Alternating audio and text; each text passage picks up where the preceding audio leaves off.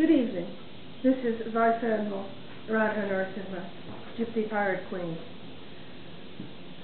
And I am Admiral Ramon Leon del Mar of the Colley's Hourglass in the Covenante del Cracon. We're coming here to you from the captain's quarters aboard our flagship, the Colley's Hourglass, to tell you about a fascinating new award-winning short film that is a steampunk western called Nickel Children. We first encountered it when a friend had recommended it as something they'd seen that was unusually good out at Dragon Con and at some other conventions. They said that it was something that was truly steampunk, adventure, non-stop action, and that it was a really interesting film that had some science fiction twists that were not expected. I couldn't find a copy of it to review it for my blog, Art of Steampunk, so I sent a inquiry, kind of like tossing a note in a bottle out into the ocean, out into the cyberspace, and of all the people out there, the screenwriter and director, Kevin Esslinger, was the one that responded. He offered to send me a copy or a link to a copy so that I could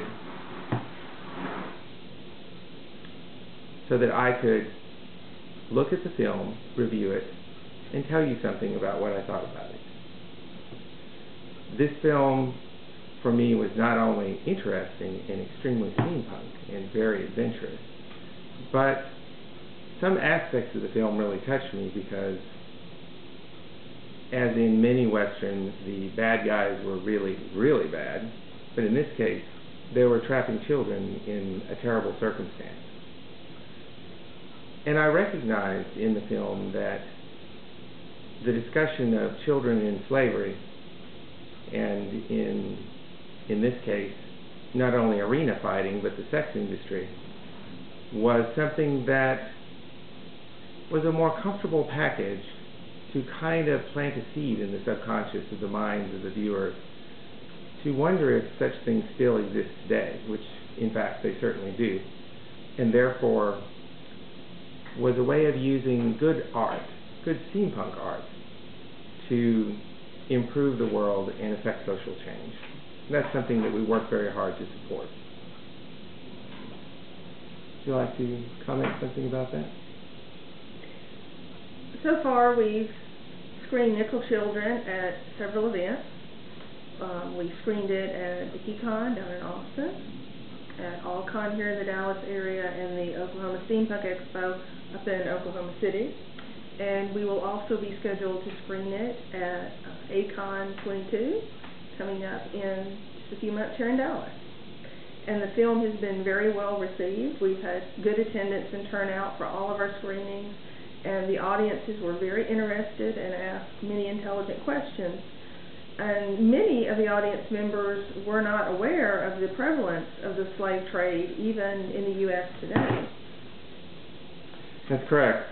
And what's more, a lot of them became allies and advocates, not just for this wonderful film as art, which we sincerely hope will one day work its way into a longer pilot for a full television series, but they also were very interested in the fact that a lot of the net profits from the film are going to help a charity by the name of Love 146, which rescues and rehabilitates children that have been kidnapped and put into the slave trade, or sold into it as human slaves.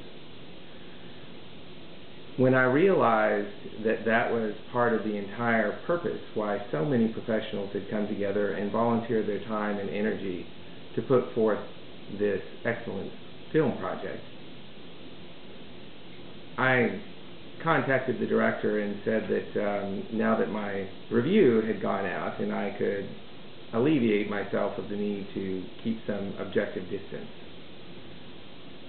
I've been looking more and more into it and decided that using good art, good steampunk art to affect social change, put him in our minds as a member of our steampunk subculture, because it, for us lifestylers, is what steampunk is all about. It's reaching out and making the world a better place in an effective way that's a lot of fun and uses art and uses fiction and uses social network.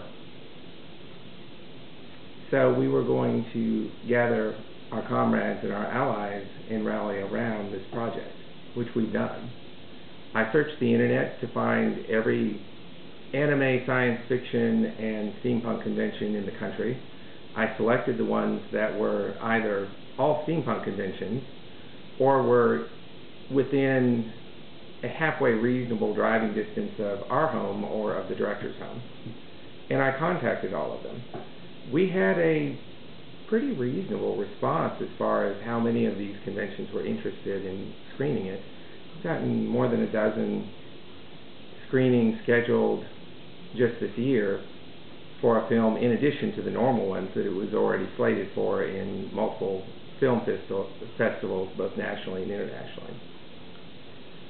The ones that were in Texas, Oklahoma, and the surrounding area we handled, and the directors handled the ones that are more in the southeast and the east coast. We're also networking with people to get it shown and understood in a lot of areas up in the north and the northwest and the far west.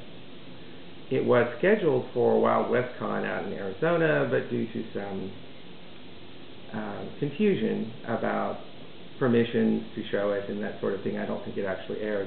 I, however, know a lot of the people that were trying to attend and met up with them at Oklahoma Steampunk Convention and showed it to them twice. Make sure they could ask any question they wanted, and we'll continue to do that at all the conventions she mentioned, plus the Difference Engine all steampunk convention right here in Fort Worth, Texas, which will be showing it both June 4th and December 31st, should be. Anything else you want to add?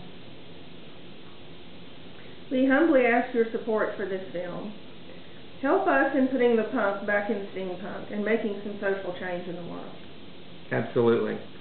And one more thing I wanted to add.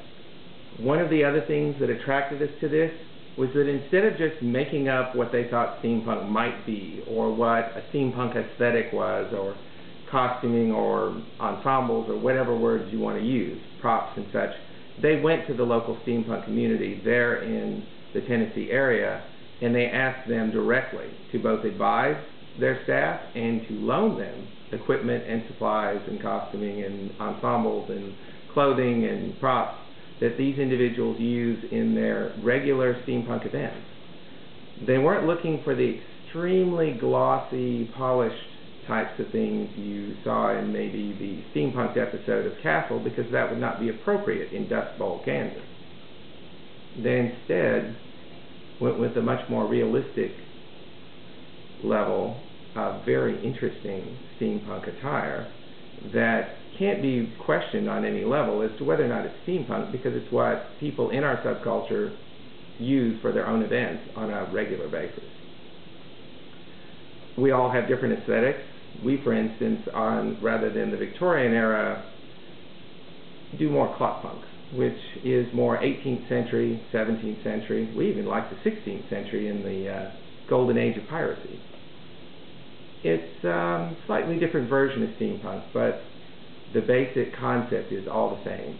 And we all come together as a community with all those people, the diesel punk, the post-apocalyptic punk people, and we're starting to try and pull in the cyberpunks as well, to try and use our art, our creativity, our drama, our film, our writing, all of these things to try and make the world